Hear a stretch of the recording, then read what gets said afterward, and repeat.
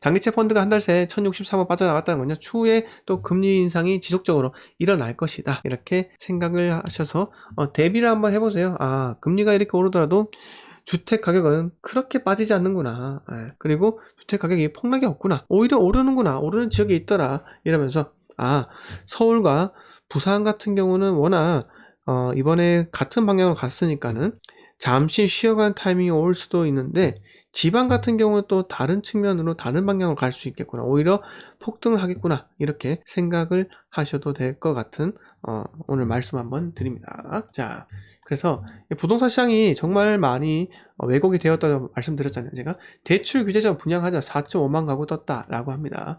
올 들어 월간 최대 물량 공급, 내년에 잔금 대출도 DSR 규제를 한다고 하고요. 전국 76곳 44,947가구가 선보인다고 하는데, 이게 요지가 그거예요. 네, 요지가 뭐냐면요, 자, 내년 1월부터 1216, 네, 1216 하니까 뭔가 과거 역사적 사실이 생각나죠? 1216 쿠데타인가요? 네. 5.16 쿠데타, 1216이 군사정변인가요? 잘 기억이 안 나네. 5.16 군사정변, 네, 1216도 뭐가 있지 않나요? 네. 1216 가계부채 대책에 따르면 내년 1월부터 총 대출액이 2억 원을 초과하면 총부채 원리금 상환 비율 DSR 규제가 적용이 된다고 합니다. 하지만 연내 입주자 모집 공고를 낼 경우 기존 규제를 적용받는다고 해요. 그래서 미리미리 모집 공고를 낸 아파트 단지 같은 경우는 이 DSR 규제가 적용되지 않기 때문에 중도금 대출이 된다는 겁니다. 네, 그래서 뭐냐, 늘 빠르게 결단하신 분들은 이득이에요. 그런데 빠르게 결정하지 못하는데 매번 그때 오면은 한번 사볼까 이렇게 한 사람들만 지금 골치가 아프죠. 제 주변에 마찬가지예요. 제가 작년 가을에 한창 제가 추천했던 지역이 어디입니까? 김포였어요. 김포가 규제지역으로 지정돼도 상관없다. 네, 상관없다. 사야 한다. 왜? 어차피 수도권 전부 다 규제지역으로 지정되는데 그게 뭔 상관이냐. 서울에 거주지를 마련 못하고 뭔가 그래도 나는 주거의 가치를 누리고 싶다 라고 하면 그때 김포하고 파주를 추천을 드렸어요. 그때는 일산을 추천드리진 않았어요. 왜? 일산은요, 노도광이 먼저 갔어야 되는데 노도광이 그때는 제대로 가지 않았거든요. 노도광은요, 올해 들어서 많이 갔었죠. 네, 그래서 제가 차라리 수도권에서 거주할 곳을 찾는다면, 그래서 30평대를 저렴한 가격에 찾는다면요, 김포로 가라. 김포 한강신도시 가라. 왜? 이미 인프라 완성됐다. 그래서 젊은 사람들도 유입이 많기 때문에 그런 곳을 가라. 왜? 서울에 그렇게 거주 비용을 낮추는 게 최고예요. 거주 비용이요. 저요, 지방 삽니다. 네. 여기서 지방 안 사시는 분들도 계십니다. 서울 사시는 분도 계세요. 근데 지방에 살아서 최고의 장점이 뭐냐? 제 거주 비용이 너무 적게 들어요. 그래서 그만큼 제가 투자를 할 수 있다는 겁니다. 얼마 좋습니까? 저는요, 거주비용, 자가에 살지만은 거주비용이 적다는 거죠. 네. 적고, 또, 하락이 오는 지역, 그런데 들어가려고 실탄 마련하고 있다 이겁니다. 네. 얼마 좋습니까? 하지만 서울 같은 경우는요, 서울 같은 경우, 이 집에 다 묶여 있잖아요. 제 아는 주변에, 투자를 잘한 건 아니지만요, 뭐, 영끌해가지고, 예전에 뭐, 7억짜리 집에, 한강이 보이는 7억짜리 아파트가 있어요. 7억짜리 아파트가 본인이, 그래도 모은 돈하고 부모님께서 이자, 뭐, 부모님께 좀 지원해준 돈 합쳐가지고, 3억 5천 가지고 있었고, 3억 5천을, 대출 땡겨가지고 샀어요. 그 7억짜리가 지금 16억, 18억 합니다. 예? 그게, 27평인가? 25평밖에 안 돼요. 근데 16억, 17억 해요. 예. 왜 그러냐? 희소성이 있다는 거죠. 한강이 보인다는 거예요. 한강이 보여요. 예. 그래서 얼마 올랐습니까? 그 친구가 7억에 샀어요. 15억이 됐다 쳐요. 16억 됐다 쳐요. 9억을 벌었잖아요. 여기서 양도소득세를 빼면요, 뭐 2억 뺀다 쳐요. 뭐 그러면은 7억을 버는 거잖아요. 7억을 번다. 그럼 자기가 3억 5천의 현금을 갖고 있었잖아요. 거기서 5천만 원을 갚았다 쳐요. 4억인데 4억에서 7억, 11억이잖아요.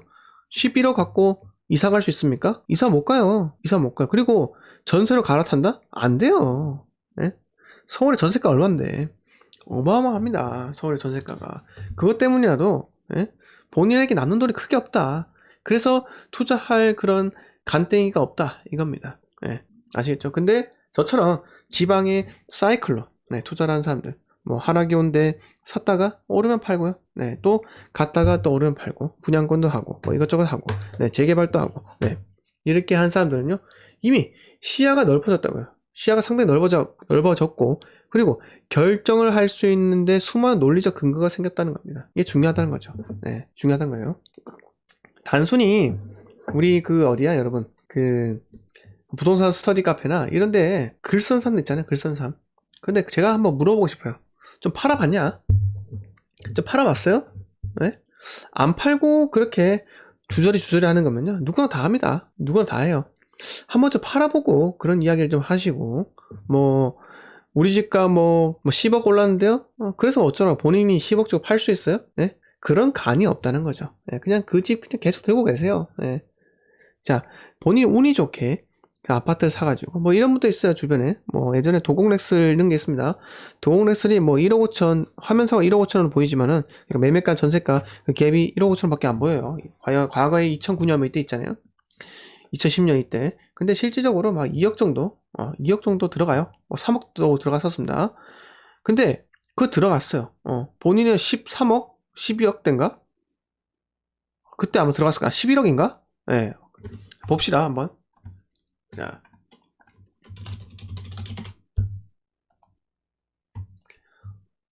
도공렉스 있잖아요. 여기 도공역 내리면요. 여기 제가 작년에 갔었는데 비가 추적추적 왔습니다. 네. 추적추적 왔고 제가 일부러 대치역에 내렸어요. 네. 하교역 여기 내려가지고 음마 아파트 싹 이래 보고 죄송합니다. 하교역에 내린 게 아니고 도곡에 내려가지고 네. 분당선 타고 갔었거든요. 도곡에 내려가지고 요렇게 보고 삼성 레미안 거치고 도공렉스 거치고 이렇게 제가 크게 한 바퀴 돌았어요. 크게 한 바퀴. 네, 크게 한 바퀴 돌면서 도공렉슬이 과연 33평 있잖아요. 네. 보세요. 이때 2010년도 이때 보세요. 11년도 뭐 12억 8,300이에요. 네, 갭이 6억입니다. 이거 뭐 1억 들어갔던 사람도 있어요. 근데 그거는 조금 제가 오버하지 않겠나 생각도 들고요. 뭐 예를 들어서 이거 네, 갭이 3억 2억 이렇게 하죠. 네. 중간에 좁혀지는 구간도 있습니다. 이거 보고 말씀하신 것 같아요. 제가 보기에는. 네. 매매가는 8억인데, 전세가 6억 5천 배. 네. 이래서 1억 얼마 갭이면은 동호렉스를 샀다. 이때 그 영웅담 있죠. 네. 그래서 3배 갔어요. 3배. 3배 갔습니다. 네. 뭐, 근데 이때 샀던 분들이 과연 이때까지 견딜 수 있었을까요? 뭐, 견딜 수도 있었겠죠. 네. 근데 이때 실거주로 들어갔던 사람들은 견뎠겠죠. 왜? 이거 팔 갈 데가 없으니까요. 왜? 다 오르잖아요. 다 올라요. 네. 그래서 26평이 뭐 지금 22억 9,500에 팔아도요. 세금이요. 어마어마합니다. 네? 그게 본인이 거주 안 하잖아요. 장기보유 특별공제 못 받아가지고 못해요. 네. 장기보유 특별공제를 본인이 실거주 안 하면요. 장기보유 특별공제 15년 동안 최대 30년밖에 못 받습니다. 참으로 안타까운 현실이지 아닐 수가 없죠. 네. 그래서 제가 드리고 싶은 말씀 이겁니다.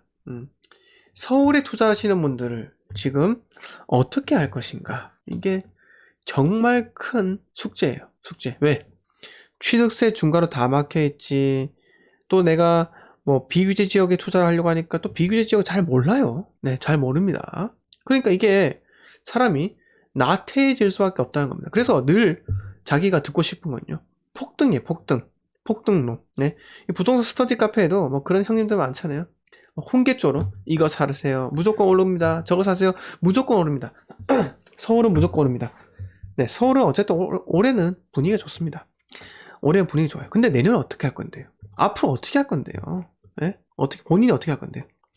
이 도공렉스 26평 사는데 이 사람이 이거 팔고 33평 32억짜리 갈 수 있어요? 갈 수 있어요? 못 간다니까요. 네? 못 가요.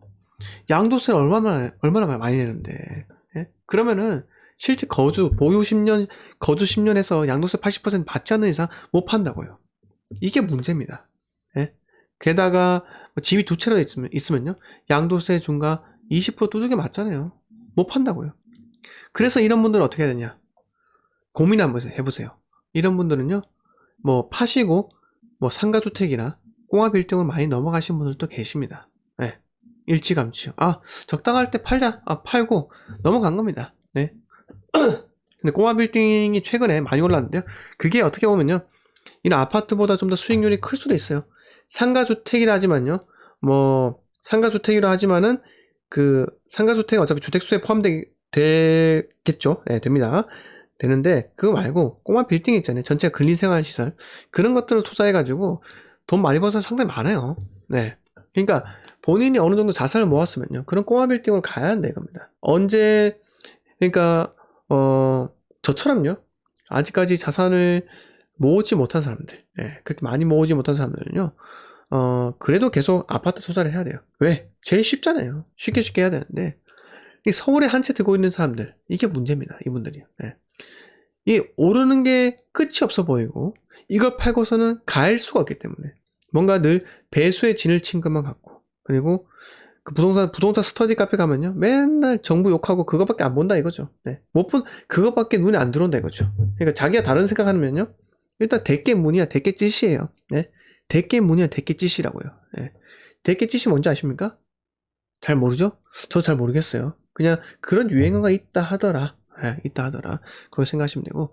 그래서 내가 한 채로 끝날 것인가, 정말 이 한 채를 가지고 뭔가 다른 거 할 것인가는 여러분들께서 스스로 계속해서 공부를 하셔야 됩니다. 그냥 방관하시고 그러면 안 돼요. 네.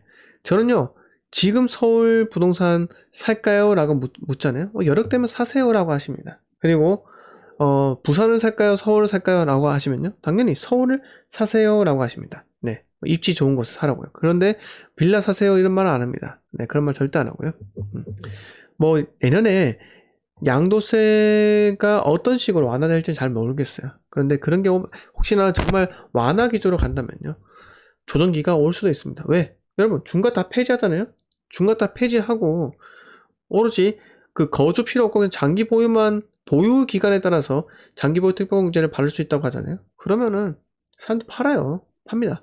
단기적으로 매물이 많이 나오잖아요. 그러면은 가격이 하락할 수밖에 없다는 거죠. 그러면 이 시기에 지방을 열심히 투자를 해서 자기가 매도를 해서 현금화를 시켰던 그 시점에 서울에 약간 조정기하고 맞물린다면 또 그때는요, 네, 괜찮을 수 있다는 거죠. 네, 괜찮을 수 있다는 겁니다. 또 서울에 진입하는 타이밍 또 나올 수 있다는 겁니다. 그런데 저한테 그때 서울에 들어가실 거예요? 라고 물으시면요, 저는 안 들어갈 것 같아요. 네, 못 들어갑니다. 너무 비싸요.